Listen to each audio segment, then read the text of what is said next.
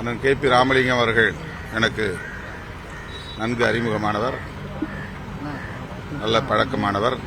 அம்பேத்கர் அரசமைப்பு சட்டத்தை வகுக்கிற போது மதச்சார்பின்மையை மையமாக கொண்டு அதை வடிவமைத்திருக்கிறார். அந்த மதச்சார்பின்மைக்கு நேர் எதிரான ஒரு இயக்கம் இந்தியாவிலே தேசிய அளவில் பாரதிய ஜனதா கட்சி தான்.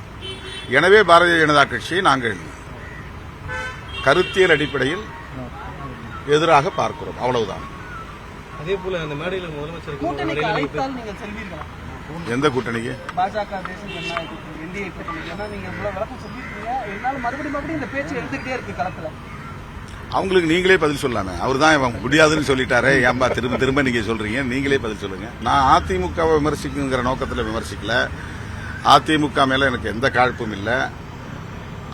அவங்க வலுவாய் இருக்கிற போதே கூட்டணி ஆட்சி அப்படின்னு அமித்ஷா சொல்றாருன்னா அதிமுகவை எவ்வளவு பலவீனமா அவங்க கருதுறாங்க. பலவீனமா கருதுறவங்க பாஜக, அவங்கள அவங்க டிஃபெண்ட் பண்றாங்க.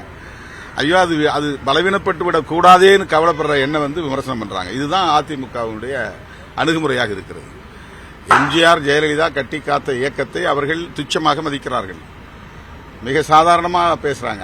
அவங்க கருத்தை கேட்காமலேயே, அவருடைய ஒப்புதல் இல்லாமலேயே கூட்டணி ஆட்சி என்று சொல்லுகிறார்கள் என்றால் அதிமுகவை நாங்கள் பலவீனப்படுத்துவோம். அதுதானே பாஜக சொல்லுவது, அதுதான் அதுக்கு பொருள். அப்ப அவங்க கோபம் யாருக்கு எதிராக வரணும்? யாரை கேட்டு நீ இப்படி சொல்றேன்ல சொல்லணும்.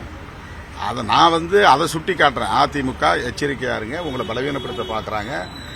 நீங்க சொல்லாமலேயே அவங்க கூட்டணி ஆட்சின்னு சொல்லுவதன் மூலமா உங்களை ரொம்ப குறைச்சி மதிப்பிடுறாங்கன்னு நான் சுட்டி காட்டுறேன்.